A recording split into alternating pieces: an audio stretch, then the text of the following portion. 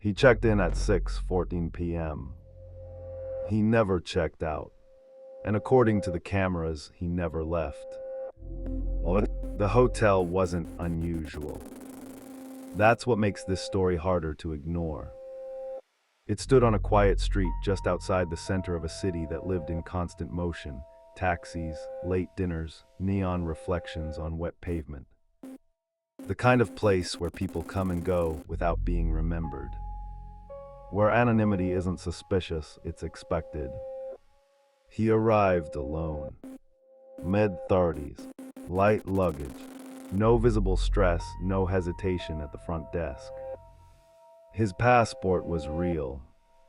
His payment went through. His voice, according to the receptionist, was calm, almost too calm. He didn't ask questions, didn't request a view, didn't even look around. Just one night. That's all he booked. Room 417. Fourth floor. End of the hallway. One of those slightly more isolated rooms, not by design, just by architecture. Fewer neighbors. Less foot traffic. At 6:17 p.m., he entered the elevator. At 6:18 p.m., the hallway camera caught him walking toward his room. That was the last time anyone saw him. At first, nothing seemed wrong. Around 7 p.m., a neighbor reported hearing the shower running. At 8:30, a muted sound, maybe the TV, maybe something else. No shouting, no crash, no sign of distress. Normal sounds, comforting sounds, the kind that tell you everything is fine. At 11:52 p.m., a housekeeper passed by the hallway. She later said something felt off. Not noise, not movement, silence, not the normal kind, not the quiet of someone sleeping. She described it as heavy, like the air itself had stopped moving. But she kept walking, because nothing actually happened. The next morning, he didn't check out. By noon, the front desk called the room. No answer. At 2 p.m., they called again. Still nothing. At 3:26 p.m., security went upstairs. They knocked. No response. They knocked again, louder. Still nothing.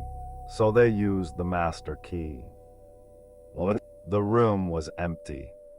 Not he's not here, empty. Empty in a way that doesn't make sense. The bed hadn't been slept in. The bathroom was dry. No steam. No damp towels. No sign that the shower had ever been used, despite what the neighbor heard. His suitcase was gone. His personal belongings gone. But here's what didn't make sense. The door had never opened. Every entry point was checked. The hallway camera outside room 417 showed no one entering and no one leaving. Not him, not anyone else. The emergency stairwell, covered by cameras. The elevator, logged, no exits, no blind spots. From the moment he entered that room, there was no recorded way out. At first, investigators assumed a technical error.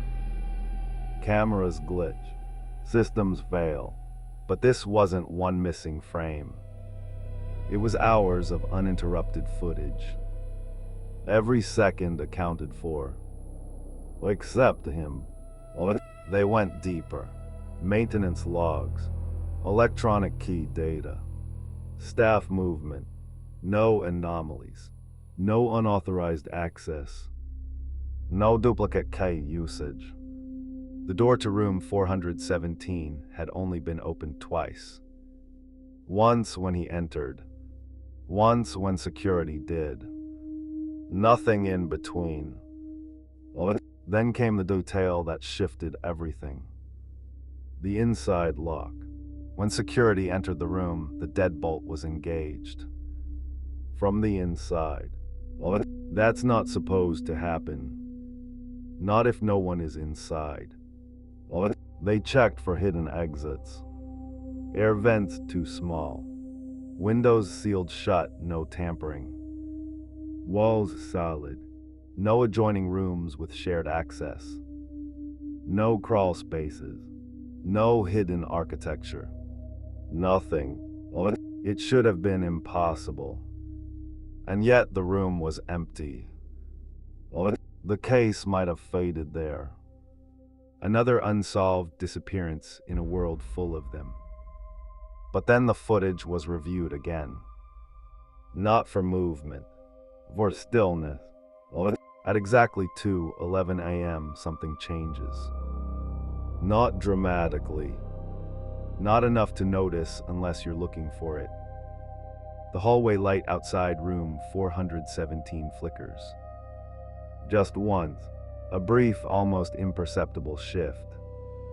And in that flicker, the shadow under the door disappears. Not moves, not shift, disappears. For 3 seconds there is no shadow. No indication that light is being blocked from inside the room. As if for those 3 seconds, the room itself wasn't there. Then the light stabilizes. The shadow returns. Everything looks normal again. But after that moment, no sound is ever reported from the room again. Investigators tried to rationalize it. Electrical fluctuation, camera artifact, light distortion, but none of those explanations account for one thing. The shadow shouldn't vanish. Not completely. Not like that. Then came the final detail. One that was never released publicly, but leaked years later through a retired officer who worked the case. When they checked the building's older blueprints, there was something strange. Room 417 wasn't always there. Originally, that section of the 4th floor had a slightly different layout. A narrower corridor, and behind where room 417 now stood, there had once been a service space. Unmarked, windowless, no clear function listed. Just labeled, maintenance access restricted. No one could explain why it had been removed, or what it had been used for. The renovation records were incomplete, almost as if that part of the building's history had been erased.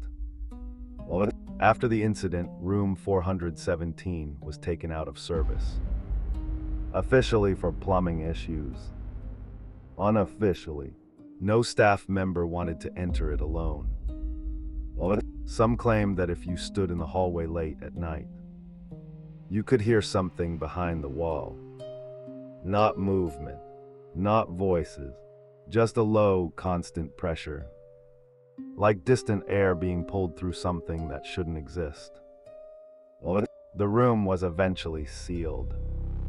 Not renovated, not reopened, just closed. No body was ever found. No financial activity. No travel records. No trace. It's as if the man who checked in simply stopped existing. No exit. No explanation. No evidence. Just a room that was full one moment and empty the next. So here's the question that still hasn't been answered. If he never left the hotel, then where did he go?